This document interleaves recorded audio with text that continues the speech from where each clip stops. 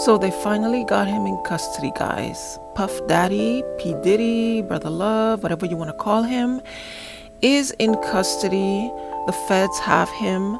Today he went for his second hearing. First hearing was for bail. That was denied yesterday. Today his lawyer went in again to try to appeal the denial of the bail. It was denied again. He's not coming out until trial. He's not coming out until after the trial.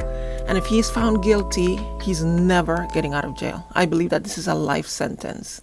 When all is said and done, unless he takes some kind of a miraculous plea deal, I don't see him ever getting out of prison. The case against him is really extensive.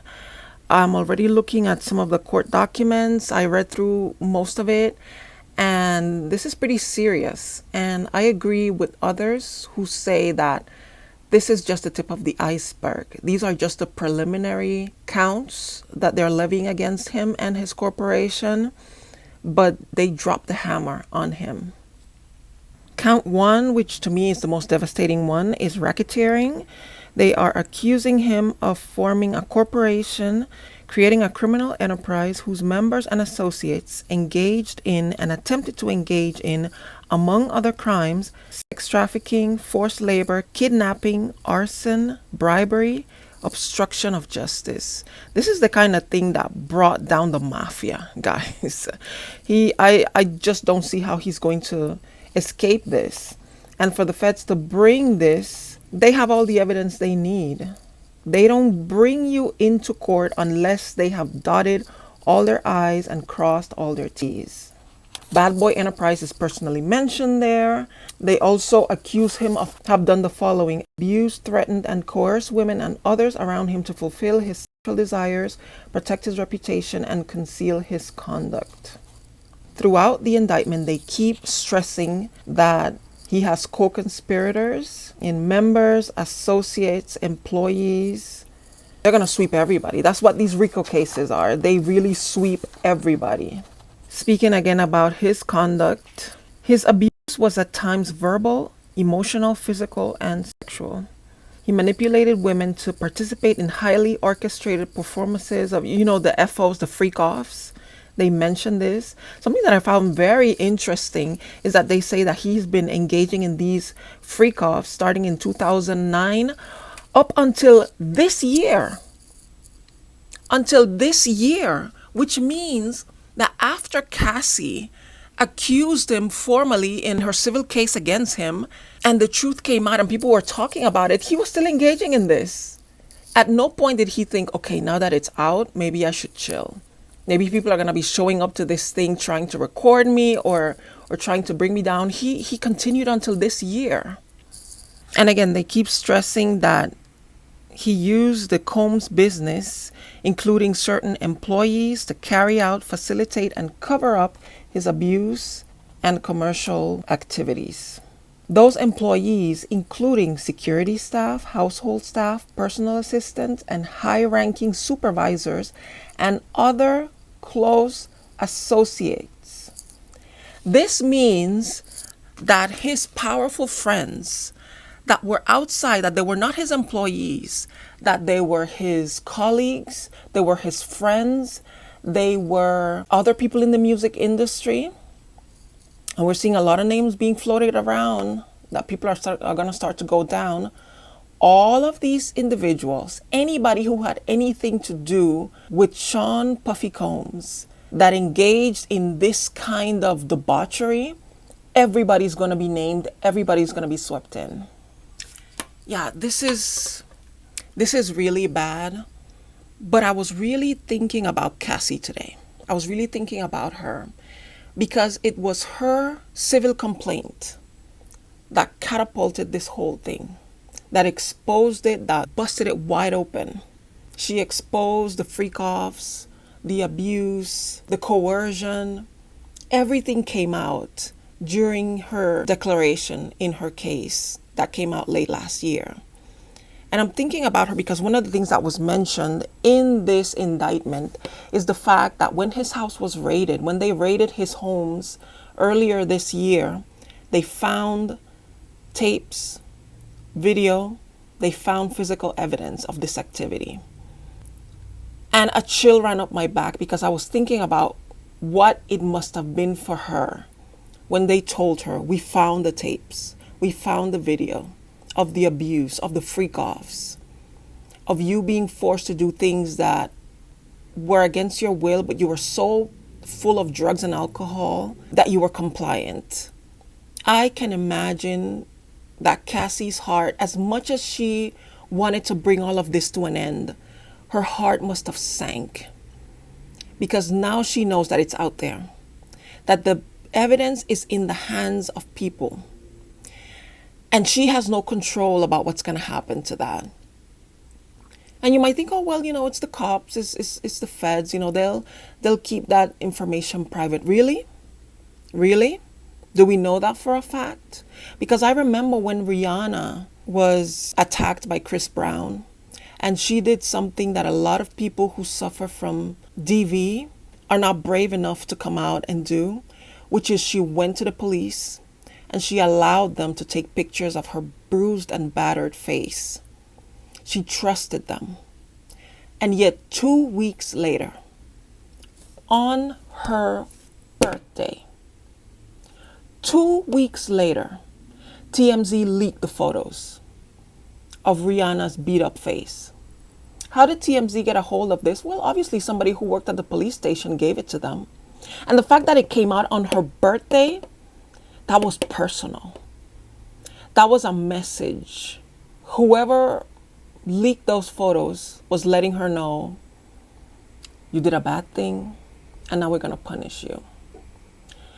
And so no, when law enforcement has this kind of evidence, there is no assurance that it's going to be protected, that it's not going to be leaked to a news organization, that it's not going to show up in some adult website down the line, that it's not going to be leaked onto the internet, and that Cassie's daughters one day are not going to log on to the internet and see their mom at her lowest. Yeah, so as happy as I am to hear that finally, it seems like she's going to get her justice, there's also the risk of exposure. And for that, my heart is with her today. And I hope that we all say a prayer for her and her family, for all the other victims. Because remember, she wasn't the only person who was trafficked. She wasn't the only person who was plied with drugs and alcohol and forced to engage in these activities. There were other women. Some have come out, and others, and I believe many others, have kept their mouths shut precisely because they were afraid of what would happen when all this information came out, how it would make them look. And now I can imagine that all these women and men are shaking. They are terrified. They have lots of anxiety. They're not sleeping well. Some of them who probably had fallen into substance abuse to cope with the trauma, who had maybe cleaned up their act, let's pray that they remain strong and don't fall back because of what is happening. But this is really quite something. And I tell you something, Puffy's not going down alone. If he goes to trial with this, names are going to come out because they have him right now in custody. He was hoping that his power and his money, he offered $50 million in bail. And the feds say, no, we don't even want that. We're going to keep you in here. He said he was going to sell all his houses. He was going to sell his planes. They said, no. At the end of the day, they can confiscate all of it anyway. It just shows the desperation he had to get out of prison. And you know what? Desperate people who have a lot of blackmail and evidence on other powerful people, you know what they do when they're in a situation like this? They start talking. And a lot of people are going to fall. A lot of this house of cards of all these powerful men who've used their money and their influence and their power, it's all going to come down. He really thought, I have so much on these people that they're not going to let me fall. They're going to protect me. They're going to pay off whoever they need to pay off. All these people have connections in the Justice Department. I'm too big to fail. That's what Diddy was thinking. And unfortunately, he just found out you really aren't. And so I think that right now he's thinking, okay, then plan B is everybody's going down with me. I'm going to sign some kind of a deal so that I can be let out. And I'm going to let the real big fish, I'm going to reel those in and bring them. That is a really big possibility. That is a really big and real possibility. And I can assure you that there are people all over this town of Los Angeles and in Atlanta and in Nashville and in New York City and in all the places where all these powerful people reside. Those people are not sleeping easy either. And this is not me calling anything upon somebody, but at the same time, I wouldn't be surprised if Diddy ends up hanging himself in his jail cell. You know, like Epstein. When powerful people like this fall and they have a lot of information on other powerful people, those super uber powerful people make sure, oh, you're not going to bring me down. So I hope that wherever they're holding him, I understand that he's being held in solitary confinement. I hope that they're really watching. This is going to be dicey. This is going to be ugly. It's already ugly. It was already ugly when the information came out at first. But now it's going to get real nasty. I understand somebody was compiling a list of all the people who have resigned from powerful positions since Puffy was taken in. I don't know if it's all related. But some real powerful people are going to be stepping down. Because what happens in these racketeering cases, everybody can get in. It's a wide net that was designed to reel in as many people as possible, as many people as had anything to do with this person that is proven to have been a part or to have even known about this and to not have done anything, to not have gone to the authorities. They will reel as many people in. So unless some of those people are already talking, and I have a feeling when they talk about how all these employees and all these associates were intimidated into covering up these things, it says to me that a lot of these people are already cooperating with authorities. They probably were found in the videos. They were called, their lawyers were called, and their lawyers say, yeah, you need to go in there and start talking, because they're going to sweep you in on this thing. And for anonymity and for immunity, you need to make a deal. So the fact that Puffy was not able to be protected says to me that too many powerful people have already started talking. And even some of the low-level people, the assistants, because they mentioned security, domestic staff, all these people, they're going to save their necks. They're going to say, listen, I had no power. You wanted me to come and tell you what was happening? Who was going to protect me from him? Everybody's talking.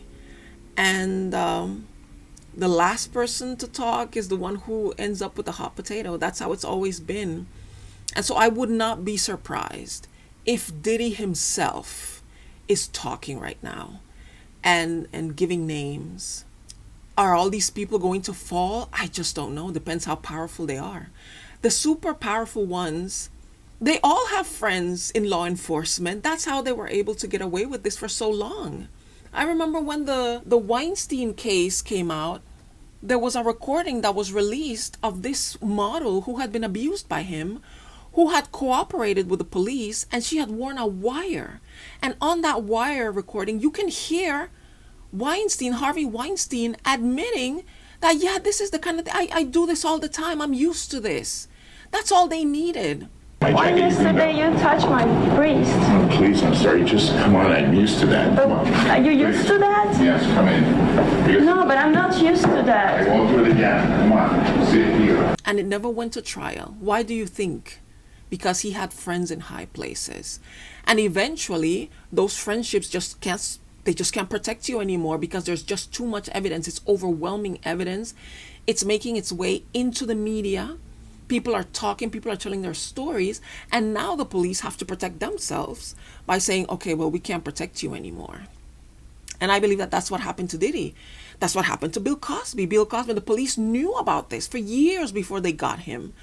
And so it's only until everybody starts talking that the protection goes away. But what about the other people who haven't been named yet? Because they have a lot of alluding in these documents, other associates, not limited to, but also including. And they're not naming people by name. Those people, if they're not already talking, they're plotting. So it's a bad day for Puffy, Diddy, Combs. It's a bad day for the victims. It's bittersweet for them.